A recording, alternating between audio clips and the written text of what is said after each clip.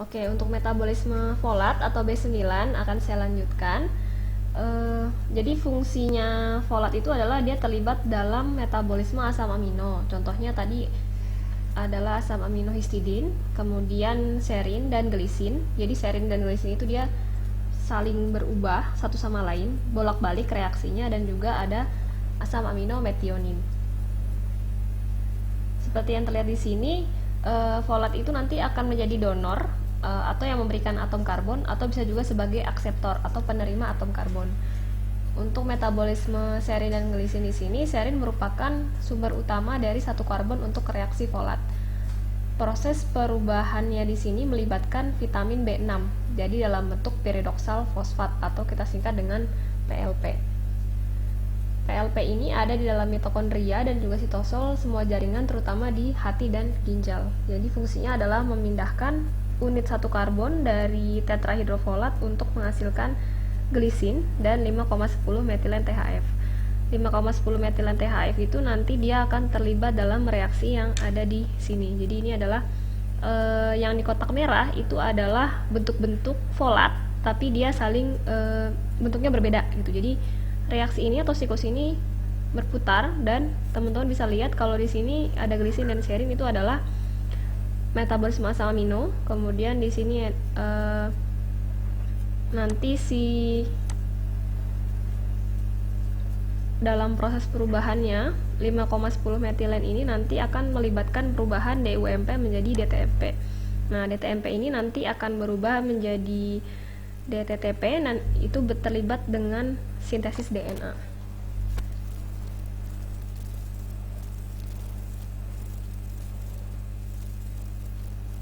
Ini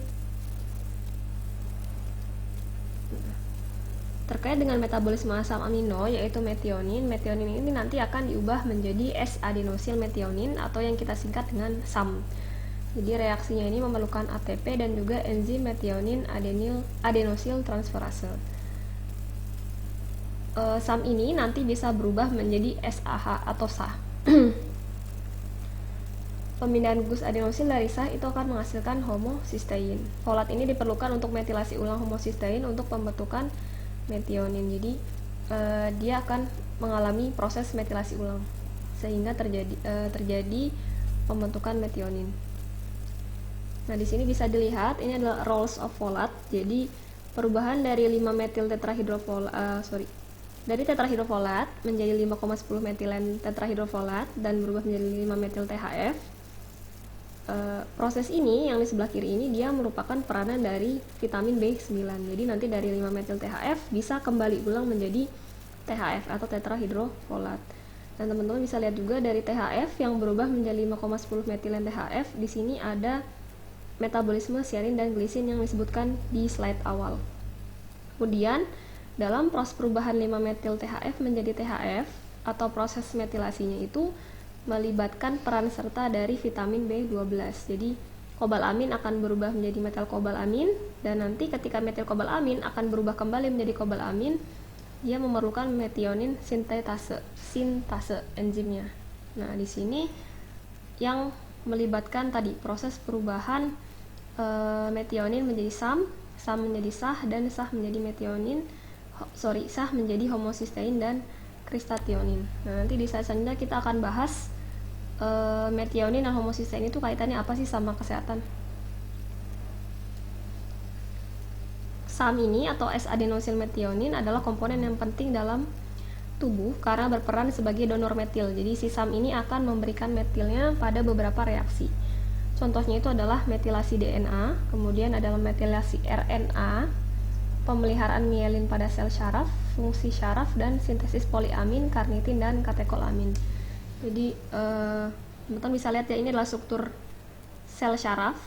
Nah, di ini adalah selaput atau selubung mielinnya. Pemeliharaan mielin ini supaya dia tetap ada sehingga proses penghantaran sinyal sel syaraf bisa terjadi lebih cepat. Nah, itu adalah salah satu peran serta dari S-adenosil metionin atau SAM. Kaitannya dengan penyakit antara folat, vitamin B12, dan vitamin B6, defisiensi ketiga vitamin ini akan berkaitan dengan penyakit jantung prematur, arteri perifer, terus penyakit terkait stroke serta penyakit pembuluh perifer. Asupan yang rendah dari ketiga vitamin tersebut, yaitu folat, B12, dan B6 ini akan menyebabkan peningkatan konsentrasi homocysteine dalam darah. Nah, ketika terjadi hiperhomocysteinemia atau kadar homocysteine dalam darah meningkat lebih dari 15 mikromolar per liter, ini beberapa penelitian menunjukkan bahwa ada gangguan fungsi endotel, kemudian peningkatan pertumbuhan sel otot polos sehingga muncul lesi di pembuluh darah dan meningkatkan pembekuan darah. Jadi makanya kenapa tadi bisa menyebabkan 4 penyakit jantung dan kardiovaskular yang disebutkan di sebelumnya. Suplementasi asam folat, vitamin B12 dan B6 ini dapat menurunkan kadar homocysteine, namun tidak secara konsisten bisa menurunkan resiko penyakit kardiovaskular. Adapun kaitannya dengan gangguan syaraf seperti syaraf dan kognitif seperti Alzheimer dan demensia itu dikaitkan dengan status folat. Defisiensi folat itu juga berkaitan dengan kanker kolon, paru-paru, dan kanker saluran cerna. Folat itu bisa mengubah ekspresi gen sehingga menyebabkan kanker. Tadi ya, karena proses metabolisme folat itu kan melibatkan B12, kemudian dia juga melibatkan metilasi dari S-adenosil metionin, terus ada menjadi SAH. Nah, ketika proses itu terganggu, itu akan menyebabkan gangguan dalam metilasi DNA dan RNA, sehingga bisa menyebabkan penyakit kanker. Nah, ini yang sebenarnya sama dari siklus sebelumnya. DTTP ini digunakan untuk sintesis DNA.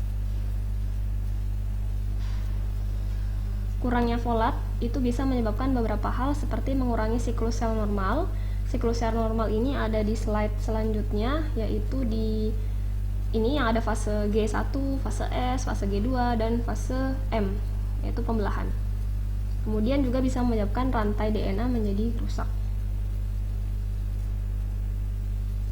Methotrexate ini yang dibahas pada bahasan sebelumnya adalah obat penyakit kanker dan psoriasis. Psoriasis ini adalah gangguan di kulit.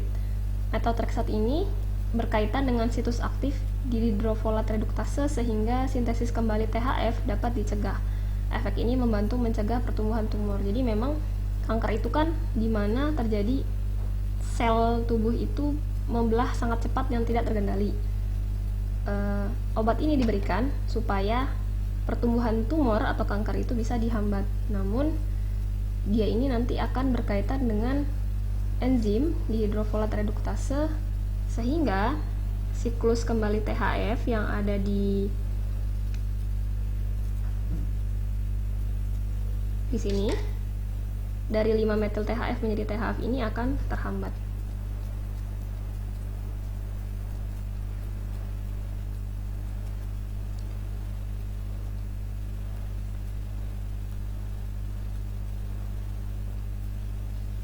Metabolisme dan ekskresi folat. Folat itu akan diekskresikan dari tubuh melalui urin dan feses. Di dalam ginjal, protein akan mengkat folat yang ada di brush border ginjal bersamaan dengan penyerapan kembali di tubulus, supaya membantu agar kadar folat yang dibutuhkan dalam tubuh cukup. Jadi misalkan tubuh kita ternyata asupan folatnya itu kurang, nah nanti di ginjal yang berperan untuk menyaring darah dan mengekspresikan zat-zat yang memang sudah tidak diperlukan itu akan menyerap kembali folat karena supaya menjaga status folat dalam tubuh itu tetap cukup.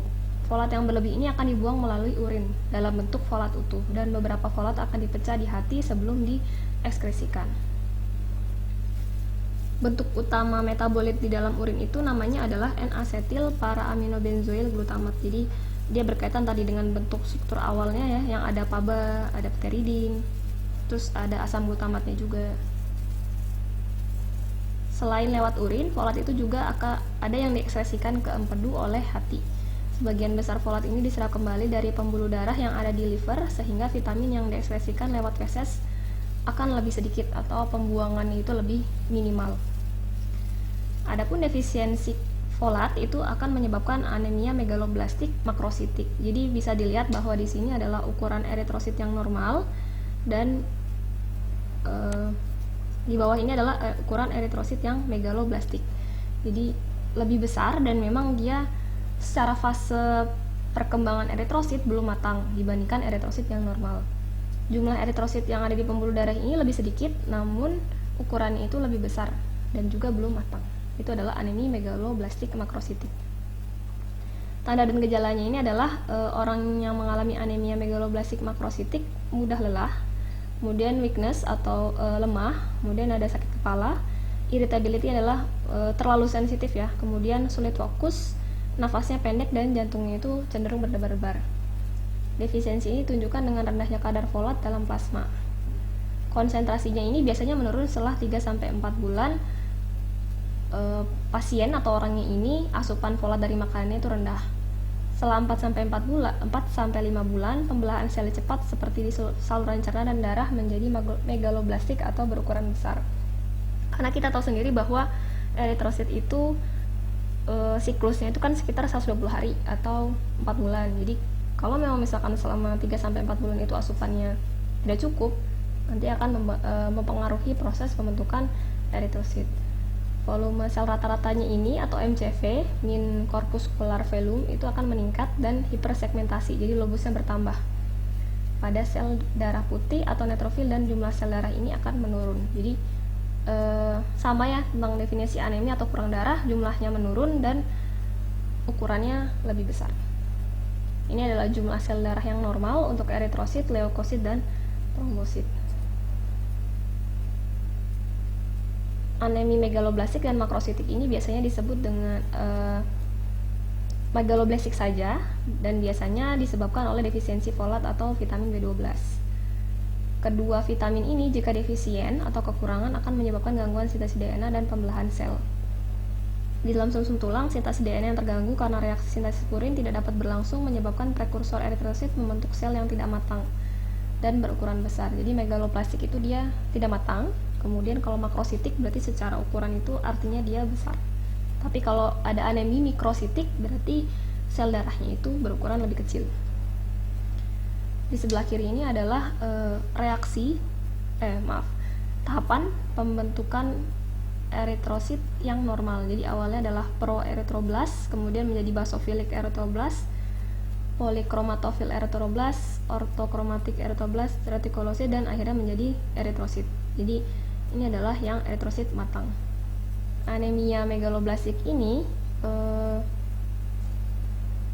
dia belum sampai di eritrosit ini, jadi ada di tahapan sebelumnya, sehingga yang sudah kapasitas oksigen yang harusnya bisa membawa normal itu jadinya lebih kurang, karena walaupun ukurannya besar tetapi dia tidak memiliki kemampuan yang normal karena belum matang.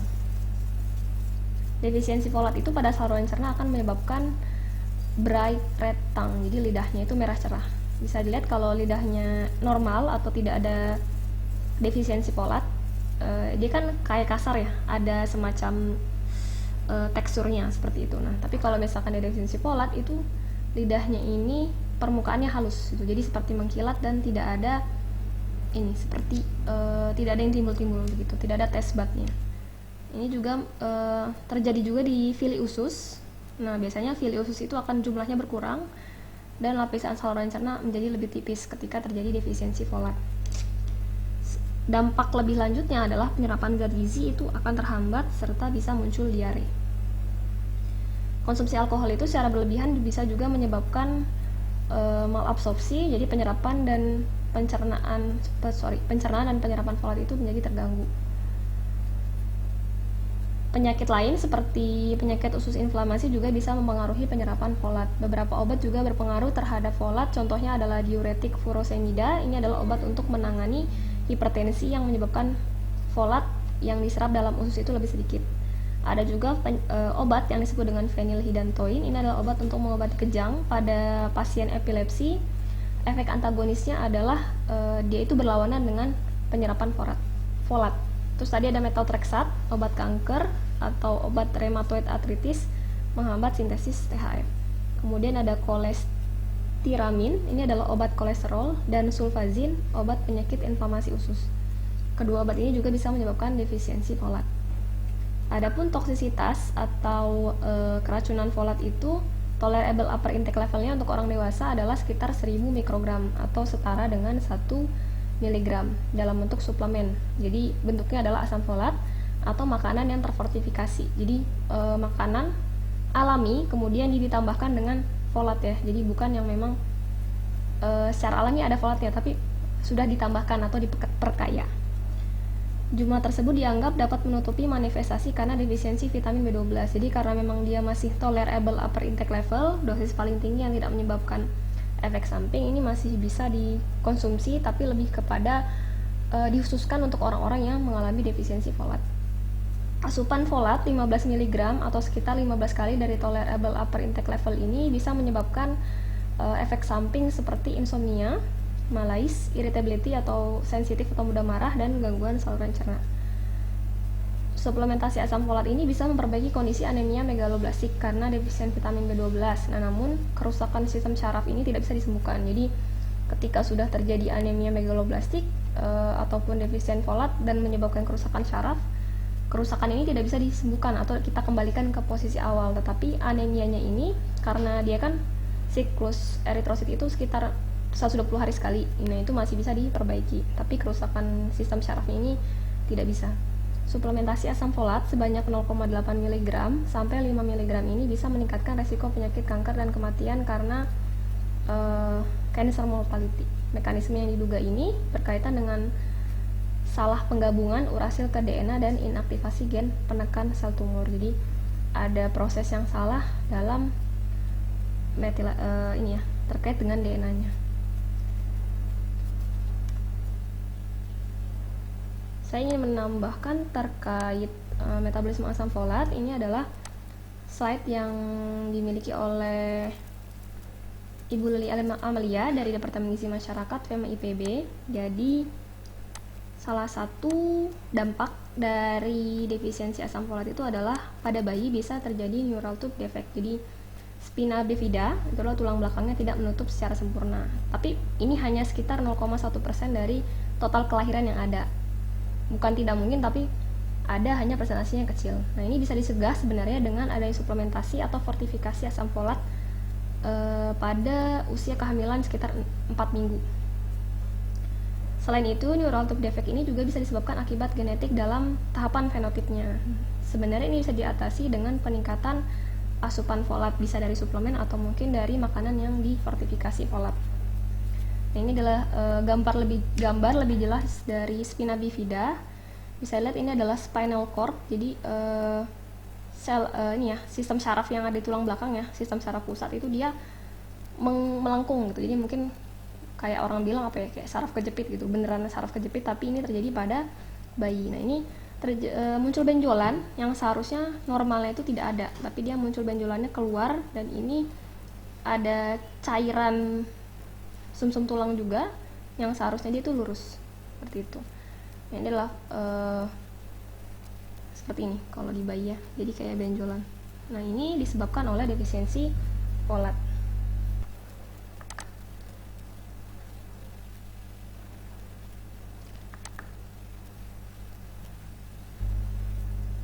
Itu saja mungkin yang bisa saya sampaikan untuk materi asam folat. Kurang lebih mohon maaf. Assalamualaikum warahmatullahi wabarakatuh.